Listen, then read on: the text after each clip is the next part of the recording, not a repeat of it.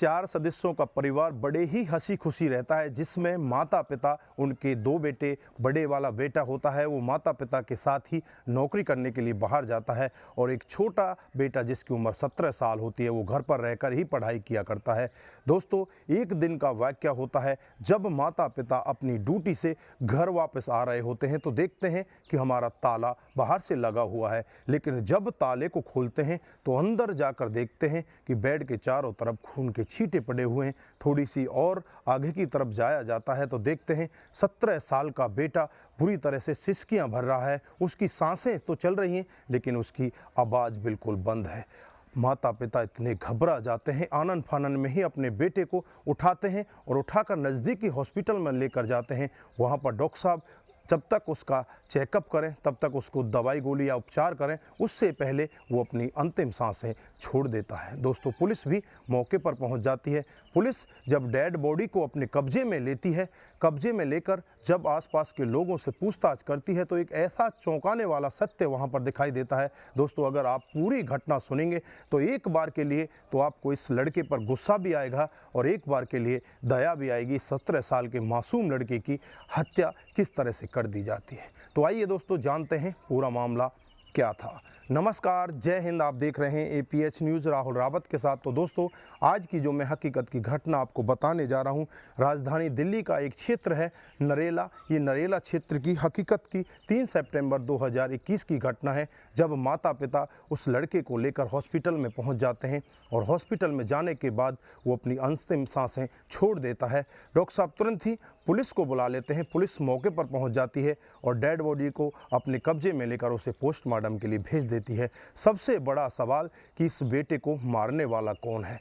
जब पुलिस वाले घर वालों से, माता पिता से, भाई से बातचीत करते हैं तो यही बताते हैं, जैसे ही हम घर के अंदर पहुंचते हैं, हम अपनी चाबी से दरवाज़ा खोलते हैं तो घर के अंदर हमारा बेटा हमें मिलता है। पुलिस एकदम से सनक जाती है कि घर के अंदर बेटा पहुंचा कैसे? अगर चाबी तुम्हारे पास है तो ये घर के अंदर कैसे पहुंचा? फिर घर वाले बताते हैं कि हमारे घर की 3 चाबियाँ, एक तो घर के अंदर रहती है, दूसरी चाबी हमारे पास होती है और तीसरी चाबी जो हमारी बेटी एक और होती है उसके पास होती है, जिसकी 1 साल पहले लव मैरिज हो जाती है, जिसका नाम होता है पूजा और उसके पति का नाम होता है मुकेश।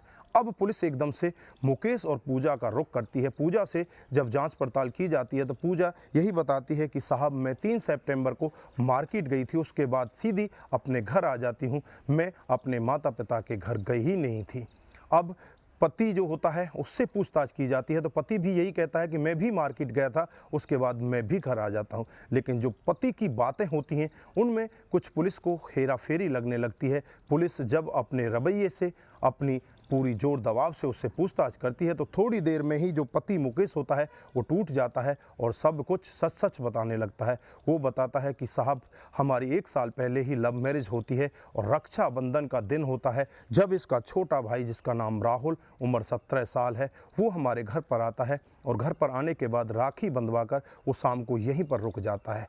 उसकी बहन उससे कहती है कि तुम अपने घर चले जाओ, क्योंकि जो मेरी ससुराल होती है वो दूसरी तीसरी गली में ही होती है, हमारे पड़ोस का ही मामला होता है। लेकिन राहुल मना कर देता है कि मैं आज जाऊंगा नहीं दीदी, मैं आज तुम्हारे पास ही रहना चाहता हूं, तुम्हारे पास ही सोना चाहता हूं। उस पर दीदी भी उसको मना नहीं कर पाती और फिर दीदी और भाई एक कमरे के अंदर सो जाते हैं। जो पति होता है वो दूसरे कमरे के अंदर चला जाता है। रात को करीब 12:30 बजे का वक्त रहा होगा जब पति की आंखें खुलती हैं और आंखें खुलकर वो बाथरूम करने के लिए बाहर की तरफ जाता है तो देखता है कि कुछ आवाज़ें कमरे के अंदर से आ रही होती हैं और जब कमरे के अंदर झांक कर देखता है तो अपनी पत्नी को उसी के भाई के साथ ऐसी आपत्तिजनक स्थिति में देखता है जिसे देखकर उसकी आंखें फटी की फटी रह जाती हैं। बहन उसे मना कर रही है लेकिन भाई उसके साथ ज़बरदस्ती दरिंदगी कर रहा है। जब इस सब के बारे में अपनी पत्नी पूजा से बातचीत करता है तो पूजा उसे यही बताती है कि ये आज का पहला दिन नहीं है, ये शादी से पहले भी मेरे साथ में ऐसा कई बार कर चुका है। मैं इसका विरोध ही नहीं कर पाती, करती भी हूँ तो मुझे ये धमका डरा कर मेरे साथ में इतना घिनौना काम करता है। उसके बाद जब उस राहुल से ये मुकेश बातचीत करता है तो वो यही कहता है कि मैं इसके साथ सदा मदा ऐसा ही करता रहूँगा। अब मुकेश के दिल में भी एक बात ऐसा घर कर जाती है, वो अपने मन ही मन सोच लेता है कि इससे तो बहुत बड़ी बदनामी होगी। एक दिन ऐसा आएगा कि हमारी पूरे जहां में बदनामी हो जाएगी। अब क्यों ना इसको रास्ते से हटा दिया जाए। 3 सितंबर का दिन होता है जब इस लड़के के माता पिता और इसका बड़ा भाई ड्यूटी पर चले जाते हैं। घर पर ये अकेला होता है। तभी ये अपने घर से चाबी लेकर, जो इसकी पत्नी के पास होती है, उसे लेकर राहुल के घर में पहुंच जाता है। और राहुल के घर जाने के बाद जब इसके साथ बातचीत करता है तो राहुल दोबारा से भी वही दोहराता है कि मैं वही करूंगा जो मेरी इच्छा होगी, तू मेरा जो कुछ बिगाड़ सकता है वो बिगाड़ लेना। इस पर मुकेश को बहुत ज़्यादा गुस्सा आता है और एक तेज़धार हथियार अपने साथ लेकर जाता है। उसी हथियार से उसका गला रेत देता है और उसे तड़पने के लिए उसी कमरे के अंदर बाहर से ताला लगाकर अपने घर चला आता है। उसके बाद जब माता पिता घर के अंदर प्रवेश करते हैं तब जाकर इस सब के बारे में पता चलता है। पुलिस भी यह पूरा मामला सुनने के बाद एकदम से दंग रह जाती है। पुलिस उस मुकेश से कहने लगती है कि तुमने क्राइम तो किया है, चाहे वो किसी भी वजह से क्राइम किया है, अगर तुमने क्राइम किया है तो तुम्हें सज़ा भी ज़रूर मिलेगी। उसके खिलाफ़ तमाम धाराएं लगा दी जाती हैं और धाराएं लगाकर उसे जेल के अंदर बंद कर दिया जाता है। पुलिस उससे ये भी कहती है अगर तुम्हारे साथ में कुछ गलत भी हो रहा था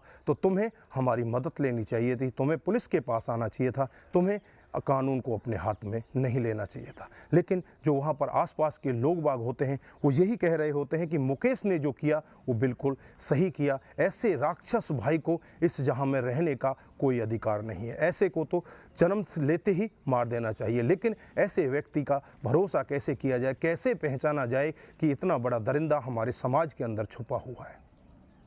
तो दोस्तों यहाँ पर आपकी राय जानना चाहते हैं, आप क्या कहना चाहते हैं, आपकी जो भी राय है एक बार कमेंट बॉक्स में ज़रूर दीजिएगा। दोस्तों इस घटनाक्रम को सुनाने का उद्देश्य किसी को बरगलाना, किसी को बहकाना, किसी पर किसी प्रकार का दबाव बनाना नहीं है।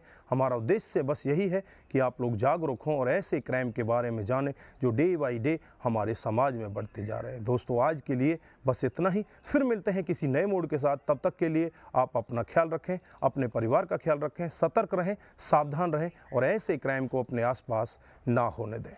नमस्कार, जय हिंद, जय भारत।